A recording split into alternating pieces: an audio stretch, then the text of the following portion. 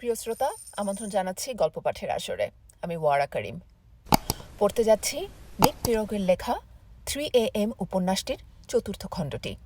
অনুবাদ করেছেন সালমান হক। সঙ্গে থাকুন। অনেক ধন্যবাদ। এর পরের বার যখন ঘুম ভাঙল, তখন চোখ খুলে দেখি গাড়িটা আমার বিল্ডিংয়ের পার্কিং লটে রাখা।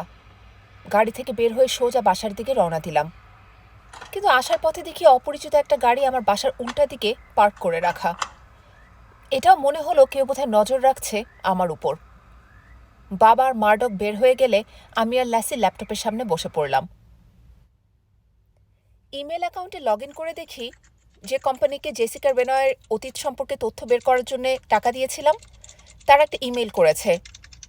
ইমেল খুলে দেখি খুব কম তথ্যই খুঁজে পেয়েছে ওরা। একটা ক্রেডিট কার্ডের সিরিয়াল, একটা ফোন নাম্বার আর ওরেগনের একটা ঠিকানা। কিন্তু সব কিছুই ভুয়া, যেমন ছিল কেলি ফ্রেগের ক্ষেত্রে। অবাক হলাম না। তাহলে এই জন্যেই টাকাটা প্রয়োজন ছিল জেসিকার, আগের পরিচয় মুছে ফেলার জন্যে। আগেও করেছে সে এই কাজ 2 বার। আমি এই পর্যন্ত জেসিকা নামের 4 জনকে দেখেছি আমার জীবনে, কিন্তু এদের মধ্যে কেউই নিজের ডাকনাম জেসি বলে পরিচিতি দেয়নি। জেস বলেছিল একজন, কিন্তু জেসিকার ডাকনাম হিসেবে কেন জানি জেসি মানায় না। ভার্জিনিয়ার হারানো বিজ্ঞপ্তি প্রকাশ করে যে ওয়েবসাইটে, সেখানে গিয়ে জেসি লিখে সার্চ দিলাম। কোনো ফলাফল আসলো না। ভুলও হতে পারে আমার। রিকি মেয়েটা সম্পর্কে কি বলেছিল মনে করার চেষ্টা করলাম। মেয়েটা ফুটবল পছন্দ করত। তার পছন্দের দল ছিল টাইগার্স, মেরিল্যান্ড টাইগার্স। এবার মেরিল্যান্ডে হারানো বিজ্ঞপ্তির ওয়েবসাইটে ঢুকে সার্চ দিলাম। 2টা ফলাফল ভেসে উঠল সামনে। এর মধ্যে একটা 12 বছরের এক ছেলের আর একটা 16 বছরের একটা মেয়ের, নাম জেসি ক্যালোম্যাটিক্স। ছবিটা বেশ পুরনো, কিন্তু চিনতে অসুবিধা হলো না। এটাই জেসিকা বেনয়, আমাদের কেলি ফ্রেগ। আরও 2 বার গুগল করার পর সব কিছু বুঝতে পারলাম। রিকি যা বলেছিল মনে পড়ে গেল আবার। সে জানতে চাইতো প্রেসিডেন্ট বাবা হিসেবে কেমন ছিল। আমাকে সেদিন গাড়িতে কনর সুলিভান মিথ্যা কথা বলেছিল। মেয়েটা তাকে ব্ল্যাকমেল করেছিল ঠিকই, কিন্তু সেটা ওই ভিডিওর জন্য নয় মোটেও।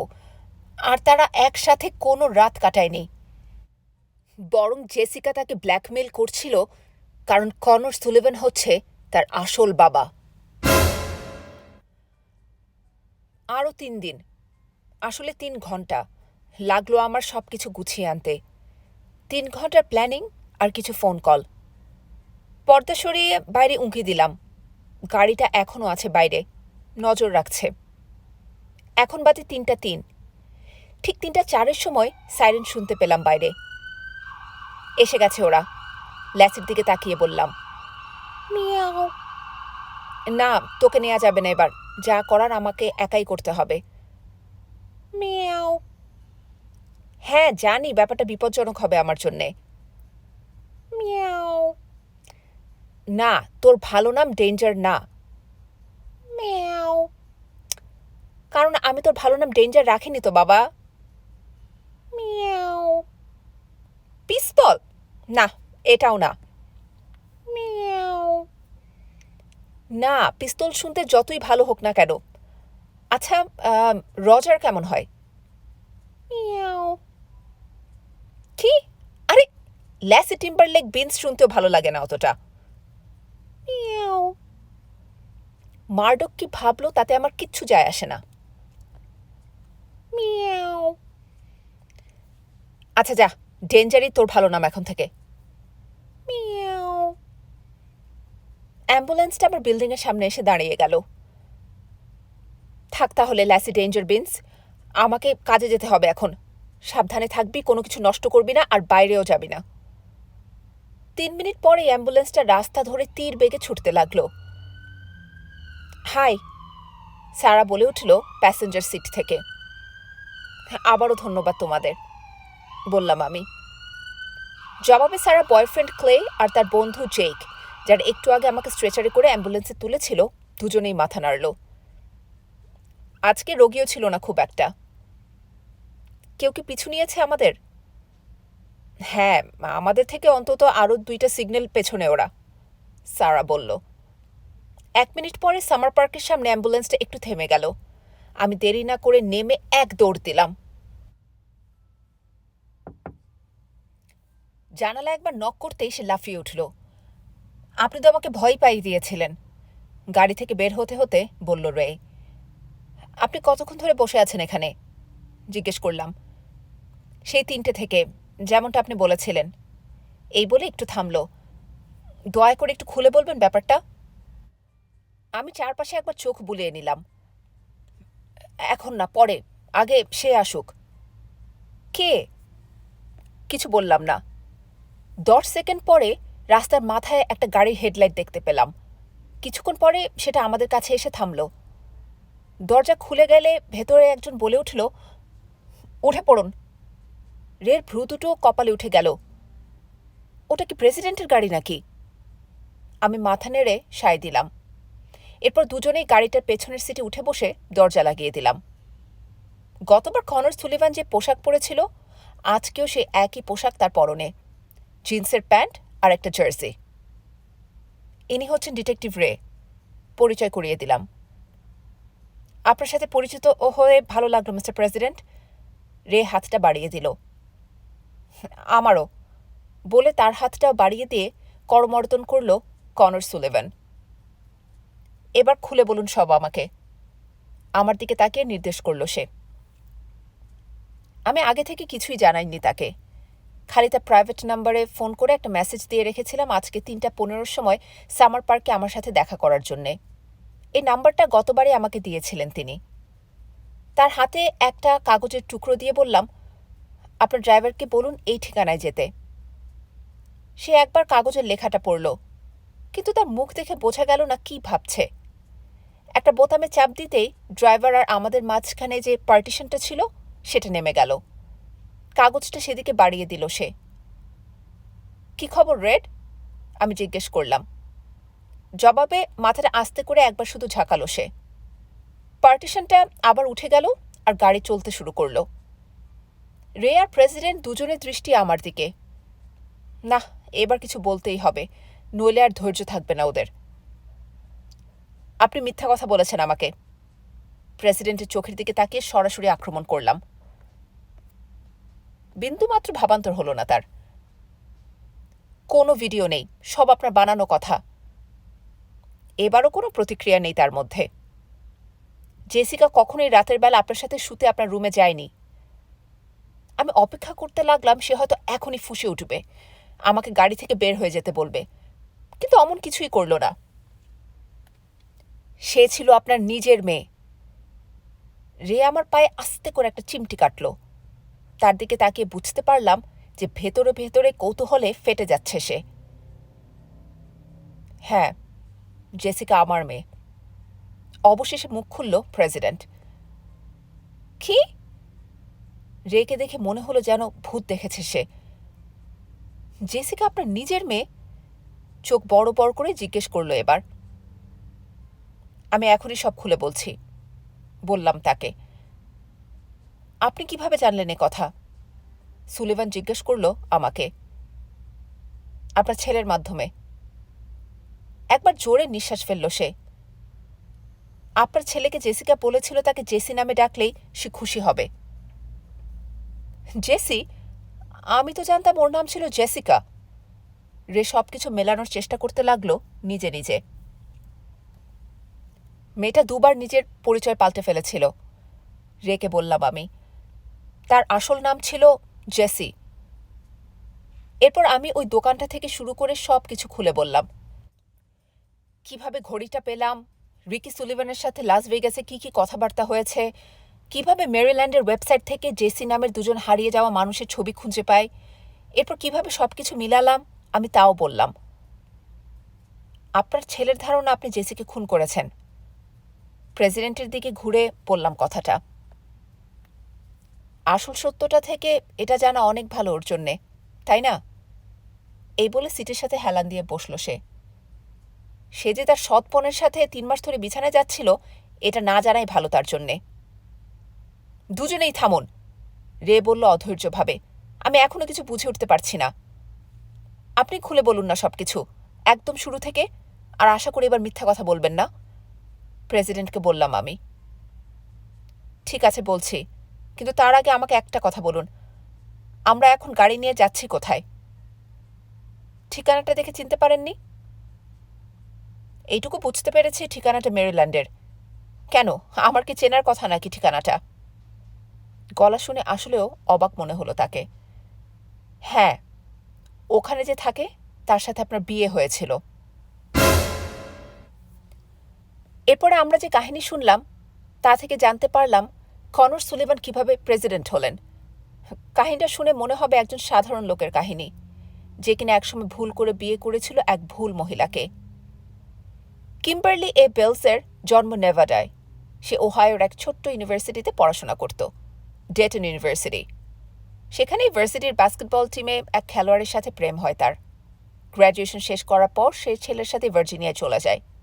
একটা সন্তান হয় তাদের, আর এর কিছুদিন পরেই আমেরিকার প্রেসিডেন্টের স্ত্রী হওয়ার মর্যাদা লাভ করে সে। অন্যদিকে কিম্বারলি এস বেলসের বেড়ে ওঠা ভার্জিনিয়াতে। সেখানে পল ক্যালোম্যাটিক্সের সাথে পরিচয় হয় তার 22 বছর বয়সে। একটা মেয়েও হয় তাদের। এরপর তারা মেরিল্যান্ডে চলে যায়। সেখানে 16 বছর সুখে সংসার করে, কিন্তু পরে ডিভোর্স হয়ে যায় তাদের। দুটো বিয়ে হয়েছিল একই জায়গায়, উত্তর ভার্জিনিয়ার একটা ছোট গির্জায়। কনর সুলিভানের সাথে কিম্বারলি এ বেলসের বিয়ে হয়েছিল শনিবারে, আর পল ক্যালোমেটিক্সের সাথে কিম্বারলি এস বেলসের বিয়েটা হয়েছিল রবিবারে। কিন্তু একটা ছোট্ট সমস্যা হয়েছিল তখন। কেউ বলতে পারবে না আসল ভুলটা কার ছিল। বিয়ের নিবন্ধনের কাগজপত্রে ছিল ভুলটা। সেখানে ভুল করে কনর সুলিভানের স্ত্রীর জায়গায় নাম এসেছিল কিম্বারলি এস বেলসের, আর পল ক্যালোম্যাটিক্সের ক্ষেত্রে নাম এসেছিল কিম্বারলি এ বেলসের। একটা এ আর এস এর মধ্যে ভুল হয়েছিল শুধু। আপনাদের হয়তো মনে হতে পারে একটা ছোট অক্ষরের ভুলে তেমন কি আসে যায়। আসলেও শুরুতে সেরকম কোনো সমস্যা মনে হয়নি এটাকে। শুধুমাত্র ট্যাক্সের কাগজপত্র জমা দিতে গিয়ে ভুলটা বের হয়। প্রথমে কনর সুলিভান বুঝতে পারছিল না তাদের পরিবারকে এত টাকা দিতে হচ্ছিল কেন ট্যাক্স হিসেবে। প্রায় 2 সপ্তাহ পর সে বুঝতে পারে তার স্কুল টিচার স্ত্রীর নামে যে ট্যাক্সের রসিদ আসছে সেটা আসলে এক ব্যাংক ম্যানেজারের ট্যাক্সের রসিদ, আর সেই মহিলার কামাই তার স্ত্রীর তুলনায় প্রায় 3 গুণ। সে বুঝতে পারে ভুলটা আসলে বিয়ের নিবন্ধনের সময় হয়েছে। আমি সেই মহিলার সাথে দেখা করতে চাই যার সাথে নিজের অজান্তে আমার বিয়ে হয়ে গিয়েছিল, হেসে কথাটা বলে প্রেসিডেন্ট। শুধু তাই না, ওই লোকটার সাথে দেখা করতে চাই আমি। আমি একবার রের দিকে তাকিয়ে বোঝার চেষ্টা করলাম তার মাথায় কি চলছে এই মুহূর্তে। ট্যাক্স অফিস থেকে যে ঠিকানাটা পেয়েছিলাম সেটা আমার বাসা থেকে মাত্র 8 ঘন্টা দূরত্বে ছিল। আর একদিন কি এক কাজে যেন ওদিকে গিয়েছিলাম আমি। হঠাৎই সিদ্ধান্ত নেই ওই বাসাটায় যাব আমি। কোনো কিছু না ভেবেই দরজায় নক করি, আর দরজা খোলা মাত্র বুঝে যাই ফেঁসে গেছি আমি। মাথা নাড়তে নাড়তে স্মৃতিচারণ করতে লাগলো প্রেসিডেন্ট। আমি অবশ্য মহিলার ছবি দেখেছি ইন্টারনেটে। যখন সুলিভান গভর্নরের পদে দাঁড়ান প্রথমবারের জন্যে, তখন একজন সাংবাদিক খুঁজে বের করেছিল এই ঘটনা। সে ওই মহিলাকে খুঁজে বের করে তার কিছু ছবিও তুলে নেয়। মাঝারি গড়নের মহিলা, বাদামি চোখ, সুন্দরী। আপনাদের সম্পর্ক কি সেদিন থেকেই শুরু? না, সেদিন আমরা শুধু কিছুক্ষণ ব্যাপারটা নিয়ে হাসাহাসি করেছিলাম, আর একে অন্যকে বলেছিলাম একদিন আমরা 2 পরিবার একই সাথে বসে কোথাও ডিনার করব। কিন্তু সেটা আর পরে হয়ে ওঠেনি কখনো, তাই না? রে জিজ্ঞেস করল। না, আসলে তার সাথে আমার আর দেখাই হয়নি পরের 3 বছর। তারপর আমি একদিন মেরিল্যান্ডে কি এক মিটিংয়ের জন্য যাই, সেখানেই তার সাথে আবার দেখা হয় আমার। সে নাকি তার স্বামীর সাথে ওখানেই বাসা নিয়েছে কয়েকদিন ধরে। তাকে দেখে বুঝতে পেরেছিলাম স্বামীর সাথে ঠিক বনিবনা হচ্ছিল না তার, কারণ সে সারাদিন কাজ নিয়েই পড়ে থাকত। এরপর থেকে আমরা প্রতি মাসে 2 বার করে দেখা শুরু করলাম। তাহলে আপনাদের সম্পর্কটা শুরু হয় তখন? সেই বছরের ডিসেম্বরে। কিম, আমার স্ত্রী, 1 সপ্তাহের জন্য শহরের বাইরে গিয়েছিল। আরেক কিম আবার তখনই আমাকে কল দিয়েছিল যে সে ভার্জিনিয়াতে তার পরিবারের লোকজনের সাথে দেখা সাক্ষাৎ করতে এসেছে। আমি তাকে বাসায় আসতে বলি আর আমাদের মধ্যে বলে চুপ করে গেল সে। বুঝতেই পারছেন কি হয়েছিল। কতদিন টিকেছিল আপনাদের সম্পর্কটা? এই 6 মাসের মতো হবে। আমার স্ত্রী যখন বলল আমাকে সে প্রেগনেন্ট, তখনই আমি সবকিছু বন্ধ করে দিই। এটা নিয়ে সে কিছু বলেনি? না, এরপর তার সাথে আমার আর কথাই হয়নি কখনো। তাহলে এইসবের মধ্যে জেসি কিভাবে আসলো? আসলে জেসি যখন আমার সাথে দেখা করে ততদিনে সে তার নাম বদলে ফেলেছিল। সে যদি এসে বলতো তার আসল নাম জেসি ক্যালোম্যাটিক্স, তাহলে মনে হয় না তাকে ভলান্টিয়ার হিসেবে কাজে নিতাম আমি। তো সে আমার অফিসে চাকরি নেয় জেসিকা রেনয় নামে। 3 মাস খুব ভালো মতো কাজও করে। এরপর এক রাতে হঠাৎ এসে আমাকে তার আসল নাম খুলে বলে বলে যে এক রাতে মদ্যপ অবস্থায় তার মা আমার সম্পর্কে সবকিছু বলে দিয়েছে তাকে। তার মা নাকি বলেছিল আমার সাথে তার সম্পর্কের কথা। এরপর আমাকে ছোট একটা প্যাকেট আর একটা কাগজ দেখায় সে। প্যাকেটে ছিল আমার কিছু চুল। সেটা নাকি এক রাতে আমি যখন ঘুমাচ্ছিলাম তখন কেটে নেয় সে। কাগজটা ছিল আসলে একটা ডিএনএ টেস্টের রেজাল্ট। সে বলে আমি নাকি তার আসল বাবা। এরপরই সে $10 লক্ষ দাবি করে। সে চাইলেও আর আপনি দিয়ে দিলেন? হ্যাঁ, দিয়েছিলাম। টাকাটা নিয়ে উধাও হয়ে গিয়েছিল সে পরদিনই। এরপরে আমার সাথে আর যোগাযোগ করেনি 3 মাস আগ পর্যন্ত। 3 মাস আগে কি বলল সে? একটা ইমেল পাঠিয়েছিল। আমি সেই আগের ইমেল অ্যাড্রেসটাই ব্যবহার করি এখনো। ইমেলে দেখে একটা ছবি পাঠিয়েছে জেসিকা, আমার ছেলের সাথে তার নিজের ছবি। এটাতে নিশ্চয়ই আপনার টনক নড়ে উঠেছিল। অবশ্যই। আর এবার সে আপনার কাছে $20 লাখ চায় আপনার ছেলের সাথে সম্পর্কটা বন্ধ করার জন্যে। হ্যাঁ, আপনি সেই রাতে টাকাটা তার বাসায় পৌঁছে দিতেই গিয়েছিলেন ওই ঠিকানায়। হ্যাঁ, কিন্তু সে টাকাটা নিতে অস্বীকৃতি জানায়। কি? সে বলে তার টাকা লাগবে না। সে নাকি আমার ছেলেকে আসলেও ভালোবেসে ফেলেছে, কোনোভাবে তাকে ছাড়তে পারবে না। আর তখনই আপনি তাকে খুন করেন? না, আমার নিজের অবশ্য মনে হচ্ছিল না খুনটা সে করেছে, তবুও আমি তার প্রতিক্রিয়াটা দেখতে চাচ্ছিলাম। তাহলে সে চিৎকার করে উঠেছিল কেন? আমি তাকে জোরে একটা থাপ্পড় দেই, বলি সে যা করছে তা কেবল একজন বিকৃত মস্তিষ্কের মানুষের পক্ষেই করা সম্ভব। এটা বলেও হুমকি দেই যে সে যদি আমার ছেলের সাথে মেলামেশা বন্ধ না করে তাহলে তাকে একেবারে উধাও করে দেব আমি। এই বলে টাকাটা সেখানে রেখে বের হয়ে যায় আমি। আর তখনই জানালায় আপনার সাথে চোখাচোখি হয় আমার। এক নিঃশ্বাসে কথাগুলো বলে থেমে গেল প্রেসিডেন্ট। এই সময় গাড়িটাও আস্তে করে থেমে যায়। বাইরে উঁকি দিয়ে দেখি আমরা একটা ছোট বাসার সামনে। ঘড়িতে সময় দেখাচ্ছে 3:34। আমার হাতে আছে 26 মিনিট। আর এই 26 মিনিটের মধ্যেই একটা খুনের স্বীকারোক্তি আদায় করতে হবে আমাকে। পরিচিত লাগছে নাকি জায়গাটা? প্রেসিডেন্টকে জিজ্ঞেস করলাম। মাথা দুলিয়ে না করে দিল সে। এই ব্যাপারে আমার সন্দেহ ছিল, কিম বেলস তার 20 বছর আগের ঠিকানাতে এখনো থাকবে কিনা, কিন্তু বলা তো যায় না। আমরা গাড়ি থেকে নামলাম। রেডকে বললাম গাড়িটা 2 ব্লক দূরে পার্ক করে রাখতে। সে গাড়ি নিয়ে চুপচাপ চলে গেল। আমরা পাথর বিছানো বাঁধানো সিঁড়িটা বেয়ে উপরে উঠতে লাগলাম। আমি সবার সামনে, মাঝখানে ডিটেকটিভ রে, আর একদম পেছনে কনর সুলিভান। আপনার কি আসলে মনে হয় সে জেসির খুনের সাথে কোনোভাবে জড়িত? প্রেসিডেন্ট জিজ্ঞেস করলো আমাকে। সে তার নিজের মেয়েকে খুন করবে? জবাবে শুধু কাঁধ ঝাঁকালাম আমি। দেখা যাক। কলিং বেলে চাপ দিলাম। 1 মিনিট হয়ে গেল, কিন্তু কোনো সাড়া শব্দ পেলাম না। আবার চাপ দিলাম। ভেতরে আলো জ্বলে উঠল। পায়ের আওয়াজ শুনলাম। একটু পরে দরজাটা খুলে গেল। কি চাই? যে মহিলা দরজা খুলে দিল তাকে দেখেই চিনতে পারলাম, কিন্তু আগের ছবির সাথে খুব যে মিল আছে তা নয়। কিন্তু ইন্টারনেটের ছবিটা থেকে এখন প্রায় দ্বিগুণ মোটা সে, কিন্তু চোখ জোড়া একই রকম বাদামি আছে। মেয়ের সাথেও চেহারার মিল আছে তার। জেসিকাকে খুন করার পক্ষে শারীরিকভাবে যথেষ্ট শক্তিশালী তিনি। আমি রেকে নিয়ে একপাশে সরে দাঁড়ালাম। মহিলার চোখ দুটো বড় হয়ে গেল। কনর, কিম, এইটুকু বলে মাথাটা কেবল একটু নাড়ল প্রেসিডেন্ট। আমরা কি ভেতরে আসতে পারি? একবার আশেপাশে তাকিয়ে জিজ্ঞেস করলাম আমি।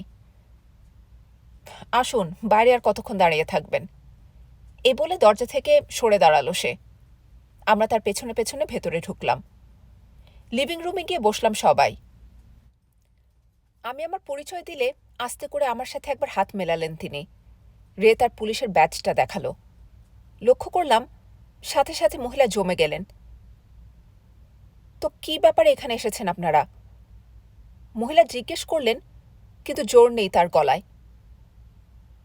জেসির ব্যাপারে কথা বলতে, প্রেসিডেন্ট উত্তর দিল। সাথে সাথে মনে হলো যেন ঘরের পরিবেশটা আরো গুমোট হয়ে গেল।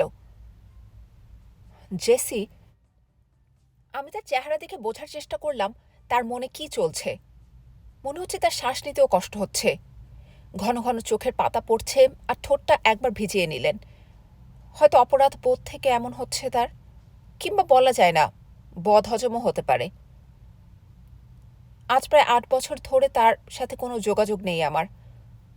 চিবিয়ে চিবিয়ে কথাগুলো বললেন মহিলা। আমরা তিনজন মুখ চাওয়াচাওয়ি করলাম। সুলিভানকে দেখে মনে হলো না সে বিশ্বাস করেছে কথা। ফালতু কথা, বলল সে। মহিলা কোনো জবাব দিলেন না। সুলিভানকে দেখে মনে হলো তার মাথায় রক্ত উঠে গেছে। এই মহিলায় তাকে এরকম একটা গ্যাড়াকলের মধ্যে ফেলে দিয়েছে। এই মহিলার জন্য আজ তার এই অবস্থা। তার রাগ করাটাই স্বাভাবিক। মনে হচ্ছে যে কোনো মুহূর্তে মহিলার উপর চড়াও হবে সে, আর আমি বাধা না দিলে হয়তো সেটা করেও বসবে। এমন একটা কাজ কিভাবে করলে তুমি? নিজের মেয়েকে খুন করার আগে একবারও হাত কাঁপল না তোমার? চিৎকার করে মহিলাকে বলল প্রেসিডেন্ট। খুন? কাকে? জেসিকে? তুমি জেসিকে খুন করেছ আর আমাকে ফাঁসিয়েছ এই মামলায়। কিম একবার আমার দিকে তাকালেন, আরেকবার রেড দিকে। জেসি জেসি মারা গেছে? এবার সুলিভান আমার দিকে তাকালো, তারপর আবার মহিলার দিকে তাকিয়ে বলল, তার মানে তুমি বলতে চাও তুমি জেসিকে খুন করোনি? না, আমি জানতামও না। আর আমি কিভাবে খুন করব ওকে? যদিও মানুষ হিসেবে খুবই খারাপ ছিল মেয়েটা, মাথায় ছিট ছিল, কিন্তু হাজার হলেও তো ওর মা আমি। ও আসলেও মারা গেছে? ওহ, কখন, কিভাবে? আমি জানতাম খুনটা এই মহিলা করেনি, কিন্তু এটা বিশ্বাস করতে কষ্ট হচ্ছিল। তিনি এটাও জানেন না তার মেয়ে মারা গেছে। আপনি আসলেও জানেন না সে মারা গেছে? জিজ্ঞেস করলাম তাকে। না, সত্যি। গত ২০ মিনিটের মধ্যে এই প্রথম রে কথা বলল। প্রেসিডেন্টের গ্রেফতারের ব্যাপারে কিছু জানেন আপনি? হ্যাঁ, এরকম কিছু একটা শুনেছিলাম। এই বলে সুলিভানের দিকে তাকালেন তিনি একবার, কিন্তু বিশ্বাস করতে চাইনি কথাটা। পেপারে এ নিয়ে একটা আর্টিকেলও পড়া শুরু করেছিলাম, কিন্তু পুরোটা পড়ে শেষ করতে পারিনি। তার চোখের দিকে একবার তাকালাম। বুঝতে পারলাম এখনো সুলিভানকে মনে প্রাণে ভালোবাসেন মহিলা। কিন্তু ১৬ বছর বয়সের পর অন্তত একবার আপনার সাথে দেখা হয়েছিল জেসির? জিজ্ঞেস করলাম আমি। হ্যাঁ, শুধু একবার, স্বীকার করলেন মহিলা। ২ বছর আগে একবার এসে জিজ্ঞেস করে আমার কাছে কোনো টাকা পয়সা আছে কিনা। অন্য কোনো কথা না। এতদিন পরে দেখা হলো, এটা নিয়ে কোনো বিকার দেখলাম না। শুধু টাকার কথাই জিজ্ঞেস করছিল। দিয়েছিলেন নাকি টাকা? মাথা নেড়ে না করে দিলেন মহিলা। না, ওই মেয়েটার জন্য আমার জীবন নষ্ট হয়ে গেছে। ১২ বছর বয়সেই মাদকের পাল্লায় পড়ে, আর ১৩ বছর বয়সে ছেলেদের সাথে বিছানায় যাওয়া শুরু করে। ওর জন্য আমার বিয়েটাও ভেঙে যায়। কারি কারি টাকা ঢালে আমি ওর পেছনে মাদকাসক্ত নিরাময় কেন্দ্রে। আমার বাসাটা পর্যন্ত মর্টগেজ রাখতে হয়। ওই মিথ্যেবাদী হারামিটাকে আমি আর একটা পয়সাও দেইনি। ও যেদিন বাসা ছেড়ে পালিয়েছিল, হাঁফ ছেড়ে বেঁচেছিলাম আমি। তাহলে হারানো বিজ্ঞপ্তির তালিকা থেকে তার নামটা বাদ দেননি কেন? কখনো মাথায় আসেনি এটা।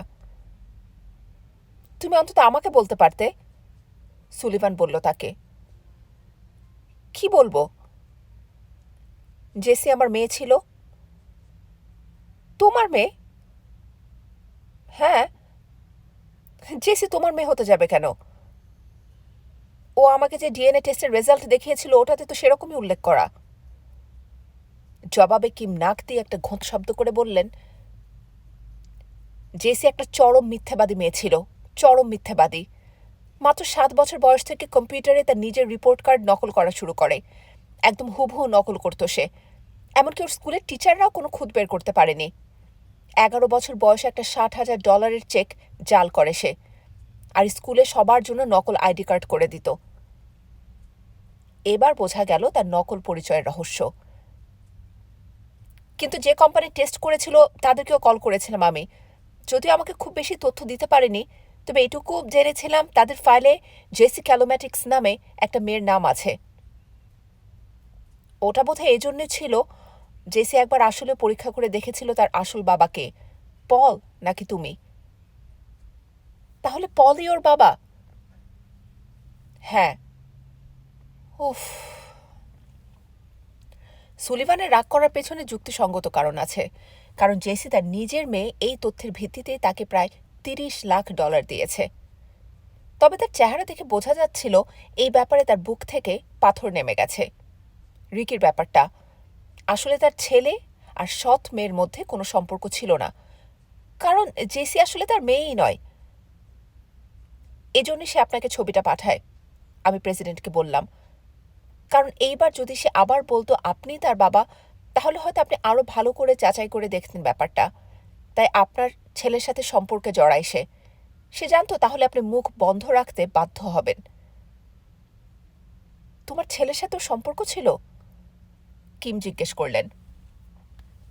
পরের 10 মিনিটে সুলিভান তাকে সবকিছু বুঝিয়ে বলল, কিভাবে জেসির সাথে প্রথম দেখা হয়, কিভাবে তাকে ব্ল্যাকমেল করে টাকা আদায় করে, কিভাবে তাকে বাসায় মৃত অবস্থায় পাওয়া যায়। আমার ফোনে স্ক্রিনের দিকে তাকালাম একবার। 3:50 বাজে আর 10 মিনিট। সুলিভান আমার দিকে তাকালো। তাহলে আরেকটা কানাগলিতে এসে পড়লাম আমরা। বাইরের রাস্তায় এই সময় একটা হেডলাইটের আলো জ্বলে উঠল। উজ্জ্বল হতে হতে বাসার সামনে এসে নিভে গেল ওটা। আমি ঠোঁটে আঙুল দিয়ে সবাইকে চুপ করতে বললাম। 10 সেকেন্ড পর কেউ এসে দরজায় নক করল। বিনস, একটা কণ্ঠ ভেসে আসলো। বিনস, আমি এসে গেছি, দরজা খোলো। আমি আস্তে করে দরজাটা খুলে দিলাম। পল ক্যালোম্যাটিক্সের পরনে সেই একই পোশাক যে পোশাকে আমি তাকে প্রথম দেখেছিলাম। তার কপাল কুঁচকে আছে দুশ্চিন্তায়, আর ফ্রেঞ্চ কাট দাড়িটা এখনো সুন্দরভাবে ছাটা। মুখ অবশ্য হা হয়ে আছে তার এখন। কি খবর পল? আমি জিজ্ঞেস করলাম। কি তামাশা শুরু করেছো তুমি এখানে বিনস? জিজ্ঞেস করল সে উত্তর না দিয়ে। এরপর একবার তার প্রাক্তন স্ত্রী, তার ডিটেকটিভ পার্টনার আর প্রেসিডেন্টের উপর নজর বুলিয়ে শেষে আমার দিকে দৃষ্টি নিবন্ধন করল সে। কিম, রে, এসব কি হচ্ছে এখানে? তুমি আমাকে বলো খেয়াল, জেসির ব্যাপারে কিছু জানাওনি কেন তুমি আমাকে? রে জিজ্ঞেস করল চড়া সুরে। প্রেসিডেন্ট যখন তার বিয়ের নিবন্ধন উল্টাপাল্টা হওয়ার ঘটনাটা শোনাচ্ছিল আমাদের, তখন একবার পল ক্যালোম্যাটিক্স নামটা বলেছিল। এরপরে রে পুরো চুপ মেরে যায়। আমি তখনই বুঝেছিলাম সে ধাঁধার টুকরোগুলো এক করার চেষ্টা করছে। ক্যাল, তার পার্টনার, একজন খুনি। ক্যাল একবার ঘাড় ঘুরিয়ে পেছনের দিকে তাকালো। দৌড় দেওয়ার কথা চিন্তা করলো হয়তো, কিন্তু কি মনে করে দিল না। একবার শয়তানি একটা হাসি দিয়ে দরজাটা বন্ধ করে এলো শুধু। আমার পেছনে যাদের লাগিয়েছিলে তুমি, তারা কি এখনো হাসপাতালে? আমি জিজ্ঞেস করলাম। আমি জানি না তুমি কি বলছো। আলবৎ জানো। দুজন অফ ডিউটি পুলিশ অফিসারকে তুমি আমার উপর নজর রাখার জন্য লাগিয়ে রেখেছিলে, যাতে করে আমি তোমার স্ত্রীর সাথে দেখা করতে না পারি। কিন্তু এটা ক্যালের জানা ছিল না। কিম ঠিকানা বদলে এখন এই বাসাটায় থাকে, না হলে গাধার মতো এখানে এসে ধরা দিত না সে। আমি এখনো জানি না তুমি এসব কি বলছো। তুমি দেরি করে ফেলেছ আসতে। আমি ক্যালকে এই ঠিকানাটা মেসেজ করে রের গাড়ির জানালায় টোকা মারার আগে তাকে বলে 3:45 সময় আমার সাথে এখানে দেখা করতে, একা। তুমি এটা কেন করেছো ক্যাল? রে জিজ্ঞেস করল। কি করেছি? মেয়েটাকে মেরেছো কেন? ছি, তুমি ওই পাগলটার কথা বিশ্বাস করে বসে আছো? আমি জানতামই না ওটা জেসি, যতক্ষণ না প্রেসিডেন্টের সাথে ওর ছবিটা দেখি আমি। আর জেনেও বা কি লাভ হতো? উনি তো মেরেই ফেলেছেন মেয়েটাকে। প্রেসিডেন্টের দিকে ইশারা করল সে। আপনি যদি না বলেন তবে আমি সবাইকে বলতে বাধ্য হব কি ঘটেছিল ওই রাতে, বললাম তাকে। আমি মেয়েটার কোনো ক্ষতি করিনি। একটা জিনিস খেয়াল করলাম, মেয়েটা বলছে বারবার যেন ওর নিজের মেয়ে নয়। ঘড়ির দিকে একবার তাকালো, 3:54 আর 6 মিনিট। জেসি যে আপনার বিরুদ্ধে ধর্ষণের অভিযোগ এনেছিল, তারপর কি হয়েছিল? বোমাটা ফাটালাম এবার। ইন্টারনেটে এই খবরটা পেয়েছিলাম আমি। জেসি ক্যালোম্যাটিক্স লিখে গুগলে যখন সার্চ দেই, তখন এক কোণে ভেসে ওঠে খবরটা। 12 বছর বয়সে জেসি তার বাবা তৎকালীন মেরিল্যান্ড পুলিশ বাহিনীর একজন সদস্য পল ক্যালোম্যাটিক্সের বিরুদ্ধে ধর্ষণের অভিযোগ আনে। যদিও পরে বেকসুর খালাস পেয়ে যায় সে, তবুও তখন বেশ বড়সড় খবর হয়েছিল এটা। আর কি কি মিথ্যা অভিযোগ এনেছিল মেয়েটা আপনার বিরুদ্ধে? ক্যালের চেহারাটা লাল হয়ে যাচ্ছে। আপনার কষ্টার্জিত কত টাকা তার পেছনে নষ্ট করেছিলেন তার মাদকাসক্তি দূর করার জন্যে? আমি দুঃখিত। প্রেসিডেন্টের দিকে তাকালো ক্যাল। আমি দুঃখিত, আবার বলল সুলিভান। ক্যাল নাক দিয়ে শুধু আওয়াজ করলো একবার, তারপরে সব বাঁধ ভেঙে পড়ল তার। সব তোর দোষ। প্রেসিডেন্টের দিকে তাকিয়ে চেঁচিয়ে উঠল সে। দিক বিদিক জ্ঞান হারিয়ে ফেলেছে এখন।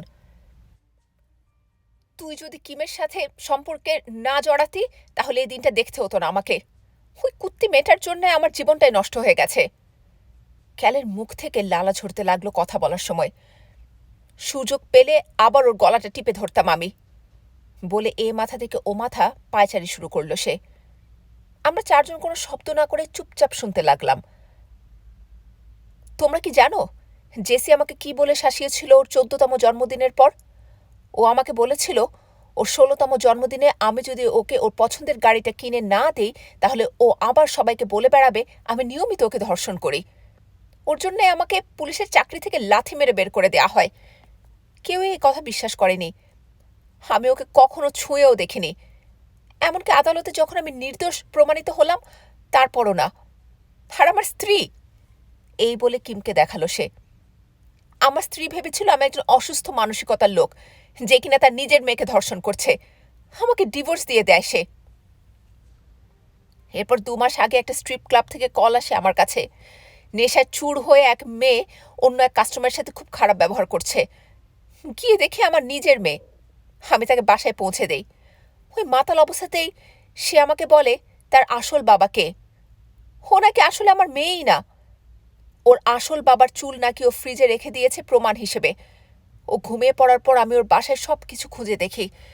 কম্পিউটারে দেখি একটা ইমেল ওপেন হয়ে আছে, প্রেসিডেন্টকে পাঠানো একটা ইমেল। সেখানে লেখা প্রেসিডেন্ট নাকি তাকে 2 দিনের মধ্যে $20 লাখ পৌঁছে দিয়ে যাবে। আসলে তাও ওকে মারার ইচ্ছে ছিল না আমার, আমি শুধু টাকাটা নিয়ে চলে যেতাম। কিন্তু ওর হাতে প্রেসিডেন্টের ফোনটা দেখে তাকে ফাঁসানোর লোভটা সামলাতে পারিনি। ওকে গ্যারেজে টেনে নিয়ে গিয়ে গলা টিপে হত্যা করি আগে। তারপর প্রেসিডেন্টের ফোনটা গাড়ির নিচে ফেলে দিয়ে ফ্রিজ থেকে তার চুলগুলো নিয়ে বিছানার উপর ছড়িয়ে দিই। জেসির ফোনটা 2 ব্লক দূরে ডাস্টবিনে ফেলে দিই কাজ শেষে।